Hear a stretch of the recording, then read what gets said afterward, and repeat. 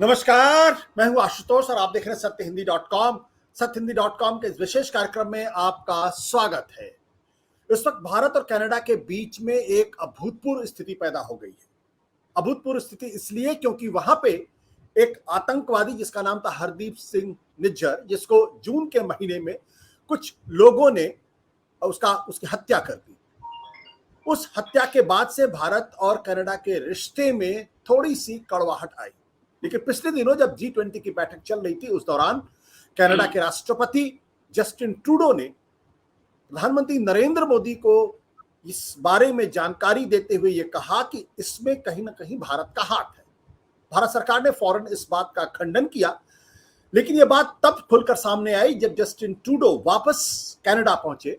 और वापस कनाडा पहुंचने के बाद उन्होंने वहां की संसद में भारत के ऊपर गंभीर आरोप लगाए और उन्होंने कहा कि दरअसल इस मामले में भारत के इन्वॉल्वमेंट का या भारत की का जो इन्वॉल्वमेंट है उसके क्रेडिबल एलिगेशंस मिले, यानी गंभीर आरोप। अब यह आरोप शब्द किस संदर्भ में इस्तेमाल किया, क्या एविडेंस के संदर्भ में इस्तेमाल किया, किसी और संदर्भ में इस्तेमाल किया, इस बारे में भी कहना थोड़ा सा मुश्किल है। लेकिन उनका इशारा यही था कि जो निज्जर आतंकवादी था उसकी हत्या में कहीं ना कहीं भारत का हाथ है। उसके बाद से भारत और कनाडा के रिश्तों में एक जो कड़वाहट आनी थी, जो कड़वाहट बढ़नी थी, वो बढ़ी। कनाडा ने न केवल भारत के ऊपर आरोप लगाए बल्कि इसके साथ साथ कनाडा में भारत के जो हाई कमीशन है उसमें एक वरिष्ठ अधिकारी को वहां से एक्सपेल भी कर दिया। भारत ने इसकी तीखी निंदा की और उसके बदले में भारत ने भी कनाडा के एक उच्च पदाधिकारी को यहां से निष्कासित करते हुए कहा कि 5 दिन के अंदर आप देश छोड़ दीजिए।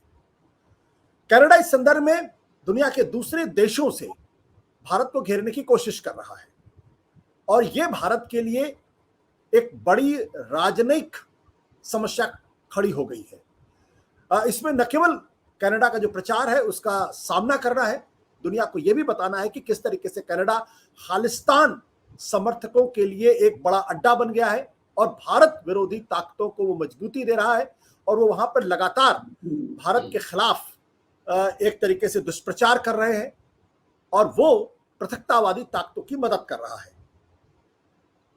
कनाडा ने इस संदर्भ में जो बात कही उसके संदर्भ में अमेरिका ने चिंता जताई है, ऑस्ट्रेलिया की तरफ से भी चिंता की खबरें हैं, लेकिन अभी तक किसी ने भी कनाडा की इस बात को सही मानने से सही नहीं माना है। दरअसल इस पूरे घटनाक्रम का क्या अर्थ है, क्यों कनाडा के अंदर आतंकवादी सिख गतिविधियां इतनी ज्यादा तेज हुई हैं, इस पर बात करेंगे और इसके जो राजनीतिक जो डिप्लोमेटिक जो इसके फॉलोआउट है उसके ऊपर चर्चा करेंगे और ये कितनी गंभीर समस्या है इस पर भी चर्चा करेंगे। हम बात करेंगे यशोवर्धन आजाद साहब से। यशोवर्धन आजाद साहब, आप हमारे कार्यक्रमों को लगातार देखते हैं, लेकिन आज हम उनसे 1-to-1 बातचीत कर रहे हैं क्योंकि वो आईबी में स्पेशल डायरेक्टर भी रहे हैं और इस घटना को बहुत करीब से देखने की कोशिश भी कर रहे हैं और जो जानकारियां उनके पास है वो शायद बहुत कम लोगों के पास है। यशोवर्धन आजाद साहब, आपका बहुत बहुत स्वागत है। ये जिस तरीके से कनाडा ने आरोप लगाया है इसको आप कितना गंभीर मानते हैं? मैं इसको बहुत ही गंभीर मानता हूं आशुतोष। बल्कि जैसा कि आपने कहा कि एक क्रेडिबल एलिगेशन के आधार पे, यानी बिना किसी ठोस सबूत के, अगर प्रधानमंत्री कनाडा के पार्लियामेंट को ये बताते हैं कि भारत का हाथ था, तो ये बहुत बड़ी गंभीर चुनौती दी है उन्होंने। और दुख की बात ये है कि उनके मंत्री ने ये कहा कि हम सच को जानने का प्रयास कर रहे हैं। यानी उन्होंने निज्जर के मर्डर के बारे में ये कहा था कि 2 मास्क्ड जो व्यक्ति थे वो आए थे, उन्होंने उनको शूट किया और इसके बारे में वो सत्यता खोज रहे हैं, लेकिन उसके पहले ही उन्होंने डिप्लोमेट्स को वहां से निकाल दिया। इसका अर्थ है कि पूर्वाग्रसित एक भावना से उन्होंने ये कार्रवाई की है। जैसा कि आपने कहा कि आज कनाडा ही एक ऐसा देश है जो खालिस्तानियों का पूरा अड्डा बन गया है। और जहां तक निज्जर की बात है जिसके ऊपर ये सारी चर्चाएं हो रही हैं, निज्जर खुद ही एक रेफ्यूजी बनकर कनाडा गए थे और उन्होंने वहां पे इमिग्रेशन के लिए एक शादी भी की और उसके बाद भी उनका केस रिजेक्ट हुआ था, लेकिन उनको कैनेडियन सिटीजन के नाम से इन्होंने बताया। प्रधानमंत्री जी। एक बात और बता दूं कि निज्जर, जैसा कि आपने कहा, आतंकवादी संगठन खालिस्तान टाइगर फोर्स के हैं। उनके ऊपर 10 लाख का रिवॉर्ड है। उनके खिलाफ इंटरपोल ने एक रेड कॉर्नर नोटिस निकाला था। उस पे कार्रवाई न करते हुए कनाडा ने इस बात को पूरी तरह से इंडिया को जिम्मेवार ठहराया है। और एक बात और बता दूं कि उसके पहले भी रिपुदमन मलिक नामक एक व्यक्ति का की वहां पे हत्या हुई थी, जिसमें इनका हाथ बताया जा रहा था निज्जर का। निज्जर के खिलाफ यही नहीं बल्कि कई और आरोप हैं। वहां पे जो ऑर्गेनाइजेशंस हैं, जो क्रिमिनल ऑर्गेनाइजेशंस हैं, ये उनका नाम टॉप 9 में आया है। और इस प्रकार जो कई गतिविधियां और हैं जिसके बारे में हम आगे में बात करेंगे। तो मेरा यही कहना है कि इससे एक गंभीर स्थिति पैदा हुई है भारत और कनाडा के रिलेशंस में। और मैं समझता हूं कि मुझे नजदीक में कोई ऐसा जरिया नहीं नजर आ रहा है जिससे कि हमारे संबंध सुधरे। ये जो निज्जर है, ये किस किस्म का आतंकवादी है और क्यों कनाडा में इसको पनाह मिली है? देखिए, निज्जर के बारे में सबसे पहले तो इन्होंने एक मर्डर यहाँ पे प्लॉट किया था, उसमें इनका नाम आया था। निज्जर का नाम खालिस्तान टाइगर फोर्स के कनेक्शन में आया है कि वो गतिविधियों को पूरी तरफ से वहाँ से प्रेरित कर रहे हैं। जहाँ तक फंडिंग की बात है, आपको मालूम है सिक्स फॉर जस्टिस के साथ भी इनका बहुत सामंजस्य बहुत ही अच्छा। आपको याद होगा सिक्स फॉर जस्टिस ने ऐसे ऐसे कॉल दिए हैं गला काटने के बारे में, 1 करोड़ रुपए देंगे, तिरंगा ये करने के लिए 50 लाख रुपए देंगे। तो इस तरह की सारी जो अलगाववादी गतिविधियां हैं, इनको ये प्रेरित करते हैं। और इसीलिए एनआईए ने इनके खिलाफ बहुत सारे सबूत इकट्ठे किए हैं जो कि शेयर किए गए हैं कनाडा सरकार के साथ। लेकिन उसमें न कोई एक्स्ट्रेडिशन हुआ है, क्योंकि उसमें सारी चीजें होती हैं। ब्लैड की ट्रीटी के बारे में एक्स्ट्रेडिशन का केस कितना डिफिकल्ट होता है आपको मालूम है। और इस तरह से एक चीज और बात बताऊंगा, निज्जर उन सारी गतिविधियों में शामिल हैं जो कि वहां पर भारतीय दूतावास के विरुद्ध, भारतीय राजनयिक के खिलाफ, बल्कि उन्हें उन्हें डेथ के थ्रेट्स मिले, मार देने की धमकी मिली है, लेकिन इस पे कोई कार्रवाई नहीं हुई है। और एक बात और आपको बता दूं आशुतोष, कनाडा में भी हेट स्पीच के खिलाफ, hate speech is a crime. Canada में भी इस तरह की अलगाववादी बातें, इंसाइटमेंट टू डिसअफेक्शन एक अपराध है। लेकिन इस संबंध में अभी तक कोई कार्रवाई नहीं की है, जो कि एक बहुत ही गंभीर चिंता का विषय है। बट यशवर्धन आजाद साहब, एक सवाल यहाँ पे जो थोड़ा सा विवादास्पद सवाल है, लेकिन मुझे लगता है उस सवाल पे हमको चर्चा करनी चाहिए कि पिछले दिनों आपने देखा था कि इजराइल और अमेरिका जब वो किसी को आतंकवादी घोषित कर देते हैं तो वो उनकी जमीन पे जाके उनको मारने का काम करते हैं। अगर मान लीजिए फॉर अ सेकंड, मैं कनाडा के इस आरोप को बिल्कुल सत्य नहीं मानता हूं, लेकिन अगर मान लीजिए ऐसा कुछ हुआ है, अगर वो आतंकवादी है, तो उसमें अगर अमेरिका कर सकता है, इजराइल कर सकता है, तो भारत को क्यों नहीं करना चाहिए?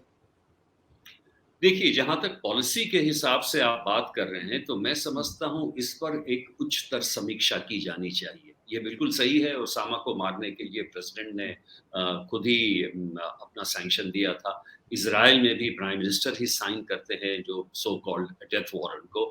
इंडिया में अभी हमने इसकी शुरुआत नहीं की है और इसके बारे में हमें कोई जान। दूसरी बात यह भी है कि निज्जर कोई बहुत बड़ा इस तरह का अपराधी नहीं है जिसके खिलाफ इंडिया इस तरह को कार्रवाई करने की जरूरत हुई है। मैं समझता हूं कि उनके खिलाफ जो कार्रवाई विधिवत अंतर्राष्ट्रीय रूप से जो मान्य है, जितनी प्रक्रिया उस पे कार्य किया है। और एक बहुत इंपॉर्टेंट चीज जो आपने आपसे संबंधित है, वो जो आपने अभी चर्चा की कि एनआईए को ये पावर है कि टेररिस्ट एक्टिविटीज जो बाहर के सरजमी पे हो और भारत के खिलाफ हो, तो उसमें वो कार्रवाई करने को सक्षम है। और इसलिए उनको टेररिस्ट एक्ट्स के तहत जुआपा वगैरह में निज्जर के ये आए हैं। मैं समझता हूं कि हफीज सईद, दाऊद इब्राहिम ऐसे बहुत बड़े कलाकार हैं जिनके खिलाफ हमने कार्रवाई नहीं की है, तो हम निज्जर के खिलाफ क्यों कार्रवाई करेंगे? ये कोई बहुत बड़ा हमारे लिए ये भी नहीं है। एक चीज और बताना चाहता हूँ कि खालिस्तानी जो गतिविधियां हैं उससे उनका कोई इम्पैक्ट न देश में है न पंजाब में है।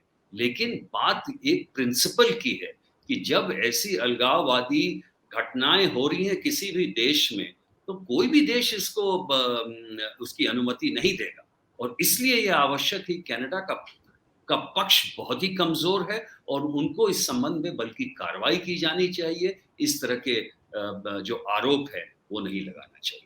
बट आजाद साहब, पिछले दिनों ये देखने में आया कि पंजाब के अंदर आतंकवादी गतिविधियों को, खालिस्तानी गतिविधियों को नए सिरे से प्रवोक करने की कोशिश की गई। अमृतपाल सिंह का उदाहरण हम सब लोगों के सामने है, किस तरीके से उसने पुलिस थाने के ऊपर हमला किया और काफी महीनों तक पंजाब की पुलिस को, पंजाब के लोगों को परेशान करने की कोशिश की। वो एक बहुत गंभीर प्रयास था, दोबारा से पाकिस्तान, पंजाब को पृथकतावाद के रास्ते पर ले जाना, हत्या और हिंसा के रास्ते पर ले जाना। तो क्या आप उन दोनों घटनाओं को जोड़कर देखते हो, और इसी दौरान निज्जर का जून के अंदर उसका मर्डर हो जाना, तो दोनों को आप जोड़कर देखते हैं कि एक बहुत ही सोची समझी साजिश के तहत पंजाब को फिर से डिस्टेबलाइज करने की कोशिश की जा रही है, और उसमें कनाडा भारत का जो संवेदनशीलता है उसको समझने की कोशिश नहीं कर रहा है? इसमें दो मुद्दे पर बात करना चाहूंगा आपके जवाब देने के बारे में। पहला तो ये, आप देख रहे हैं कि पंजाब के बॉर्डर पर पाकिस्तानी गतिविधियां जो है हमेशा तेज तो थी ही, कुछ ज्यादा तेज भी हो गई है। क्यों हो गई है? ड्रोन के आने के बाद। और ड्रोन के जो वहां से एक्शंस लिए जा रहे हैं कि ड्रोन में ड्रग्स और वेपन साथ में भेजे जा रहे हैं और वहां पे फेंक दिए जाते हैं और यहाँ से उठा लिए जाते हैं। तो इस तरह की गतिविधियां बढ़ी हैं। कई ऐसे भी घटनाएं हुई हैं जिनके बारे में काफी वो प्रचलित भी हुई हैं। अमृतपाल की जो घटना थी उससे एक चीज तो स्पष्ट हो गया आशुतोष, कि उन्हें पंजाब में कोई सपोर्ट नहीं था। उनके अपने लोग थे जिनको वो बैप्टिज्म के नाम पे उनको अपने साथ रख रहे थे, लेकिन अमृतपाल को पकड़ने के बाद न कोई प्रतिक्रिया हुई न कुछ। तो दूसरा मुद्दा है जो सही है, पाकिस्तान प्रयास कर ही रहा है पंजाब में। दूसरी बात जो बहुत जरूरी है कि कनाडा में ये भी हमारे नॉलेज में आया है, इंटेलिजेंस एजेंसीज के नॉलेज में और सरकार के नॉलेज में आया है कि पाकिस्तानी दूतावास वहाँ बहुत ही एक्टिव है। और पाकिस्तानी दूतावास के जो राजनयिक हैं वो काफ़ी, उनका मिलना जुलना वहाँ के गुरुद्वारों में जो ये सिख्स हैं उनसे मुलाकात होती है। जितने ये आउटलॉट ग्रुप से उनकी मुलाकात होती है, कुछ गुरुद्वारे उसमें बहुत ज़्यादा पावरफुल हो गए हैं, बल्कि उनको फंडिंग मिलती है कनाडा सरकार के साथ। और कई ऐसी घटनाएं पंजाब की हैं जिसमें कि जो फंडिंग की बात आ रही है वो फंडिंग सिख फॉर जस्टिस द्वारा की जाती है या ये आउटलॉड ऑर्गेनाइजेशन के बारे में की जाती है। तो आपकी बात सच है कि पंजाब में एक नए सिरे से आतंकवादी संगठनों को मजबूत किया जा रहा है और वहाँ पे एक तरह का बहुत ही उन्हें बढ़ावा दिया जा रहा है, इसमें कोई शक नहीं। सरकार इसके बारे में चिंतित तो है ही, और एनआईए ने भी अभी जो केसेस रजिस्टर किए हैं उससे यह स्पष्ट है कि इसमें जो गतिशीलता उन्हें मिली है वो बाहर के प्रयासों से और बाहर के फंडिंग से, जिसमें निज्जर ऐसे लोग बिल्कुल ही शामिल थे। बट आजाद साहब, 2018 की रिपोर्ट है, खुद कनाडा सरकार की रिपोर्ट है, जहां उन्होंने माना था कि ये जो सिख आतंकवाद है ये 5वीं बड़ी उग्रवादी घटना है, और उन्होंने कुछ संगठनों के नाम भी उसमें लिए थे। बाद में उन्होंने उस रिपोर्ट में से सिख आतंकवाद का जो चैप्टर था उसको हटा दिया था, उस हिस्से को हटा दिया था। क्या ये कनाडा के अंदर जिस तरीके से सिख आबादी लगातार मजबूत होती जा रही, पॉलिटिकली भी काफी स्ट्रांग होती जा रही, क्या उस मजबूरी में जस्टिन ट्रूडो ने यह बात कही है, या जस्टिन ट्रूडो वाकई फ्रीडम ऑफ एक्सप्रेशन के पक्ष में खड़े होकर उन्होंने तर्क दिया कि हमारे देश के अंदर फ्रीडम ऑफ एक्सप्रेशन है और हम उस पर कॉम्प्रोमाइज नहीं कर सकते? नहीं, ये एक बहुत महत्वपूर्ण मुद्दा है, और जो कि आपने कहा वो कनाडा का जो रुख है वो यही है कि हमारे यहाँ पूरी आज़ादी है, फ्रीडम ऑफ प्रेस है, फ्रीडम ऑफ एक्सप्रेशन है, और इसलिए हम इसको बुरा नहीं मानते हैं। और दूसरी बात ये भी बहुत इम्पोर्टेंट है, आपने देखा होगा कि 2017-18 में एक ऐसा ही कार्यक्रम था जिसमें आप खुद गए थे, जहाँ पर कि खालिस्तानी झंडे थे, वहाँ पर कि स्लोगन्स ऐसे वहाँ पे लिखे हुए थे। तो और वहाँ के जो कनाडा के जो लीडर्स हैं वो काफी मतलब आक्रामक रूप से खालिस्तानी एक्टिविटीज को एक तरह से बढ़ावा देते हैं, सपोर्ट करते हैं, उनके कार्यक्रम में जाते हैं, भाषण देते हैं, और अभी हाल में ही अगर आपने देखा होगा तो ट्रूडो के भाषण से ज्यादा प्रबल और आक्रामक रूप से बाकी नेताओं ने भी भाषण दिया है। दूसरी बात मैं ये कहना चाहता हूँ कि ट्रूडो की स्थिति जो है, राजनीतिक स्थिति अभी थोड़ी कमजोर है, और इसलिए वो ये भी इसको एक मुद्दा बनाना चाहते हैं कि इलेक्शन के पहले देखिए हमने फ्रीडम ऑफ एक्सप्रेशन के बारे में क्या कार्रवाई किया था। लेकिन तीसरी बात जो मैं कहना चाहता हूँ कि कनाडा में जब फार्मर्स का स्ट्राइक हुआ तो उनको पकड़ के बंद कर दिया गया। उन्होंने जब कुछ बोला उनके खिलाफ बड़ी सख्त कार्रवाई हुई। लेकिन एक अलगाववादी कार्रवाई जो हो रही है और देश के खिलाफ हो रही है सेशनिस्ट, उसके खिलाफ कनाडा अगर कार्रवाई नहीं कर रहा है तो ये दो मुही बात हुई, जिसको हम एक डबल फेस्ड अप्रोच कहते हैं।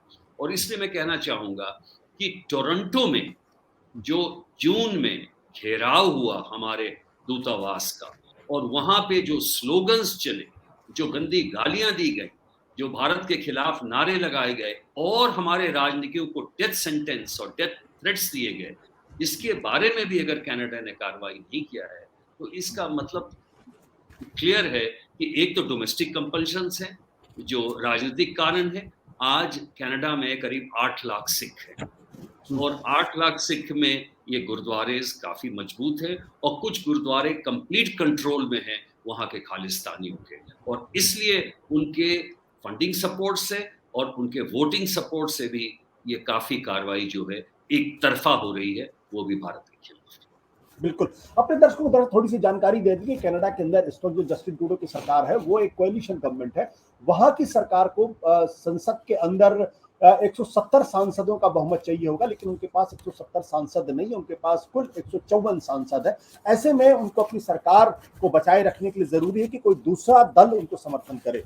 और इस बीच में न्यू डेमोक्रेटिक पार्टी है जिसके पास 24 सांसद हैं और इसके नेता जगमीत सिंह है। ये एक तरीके से सिखों या भारतीयों की पार्टी है।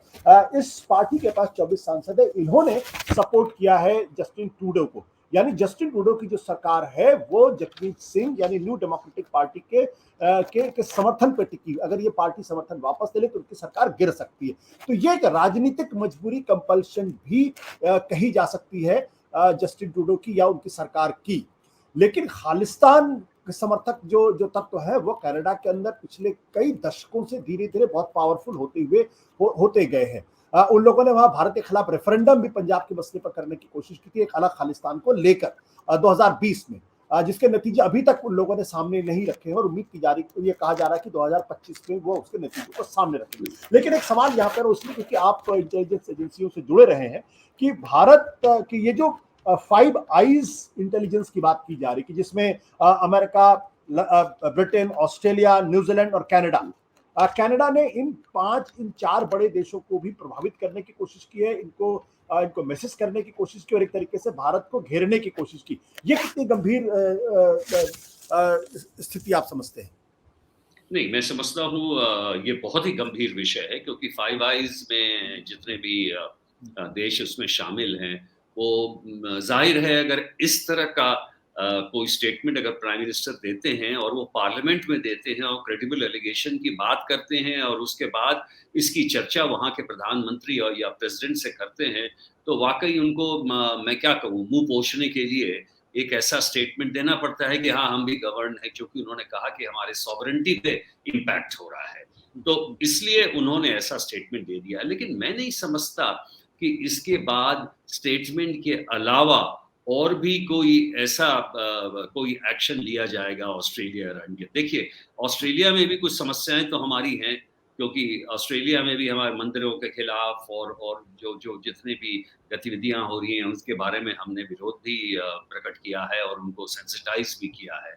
और जहां तक अमेरिका का सवाल है, मैं एक चीज बता दूं, इन 5 देशों को खालिस्तानियों के बारे में जो गतिविधियां हैं उनके बारे में पूरी अच्छी तरह से बता दिया गया है, और वहाँ की इंटेलिजेंस एजेंसीज, वहाँ की पुलिस और वहाँ की सरकार भी अच्छी तरह से अवगत है कि कनाडा की धरती पर भी खालिस्तानी किस तरह से ऑपरेट कर रहे हैं। बल्कि मैं ये कहूँगा कि आज अगर खालिस्तानियों का कोई डायस्पोरा अगर भारत से बाहर सबसे ज्यादा एक्टिव है तो वो कनाडा में है। वो सिख फॉर जस्टिस जो अमेरिका में है उसको भी टप चुका है। और बल्कि सिख फॉर जस्टिस तो अब इनके पीछे आ रहा है ताकि इनका झंडा उठा के ये किसी तरह पंजाब की गतिविधियों को और प्रगतिशील करें।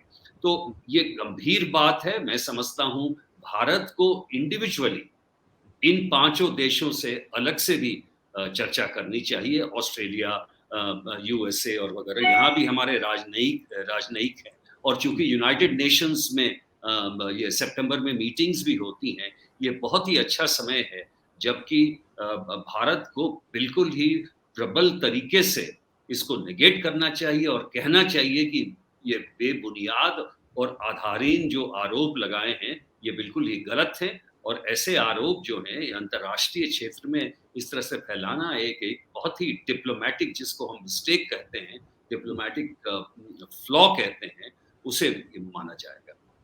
आपसे आखिरी सवाल, ये जो खालिस्तान को जिस तरीके से खड़ा करने की कोशिश की जा रही है, एक इंटेलिजेंस ऑफिसर होने के नाते आप रह चुके हैं, कितना गंभीर है ये प्रयास और इसको भारत को कितनी गंभीरता के साथ लेना चाहिए?